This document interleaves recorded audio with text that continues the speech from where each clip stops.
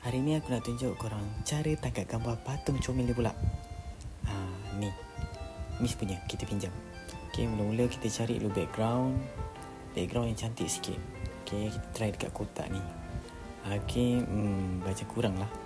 Okay, kita tukar tempat. Okay, tukar tempat. Okay, lepas tu okay, kita try 108 megapixel. Okay tak? Macam nice. Okay, jauh sikit. Okay, dekat sikit. Okay, now.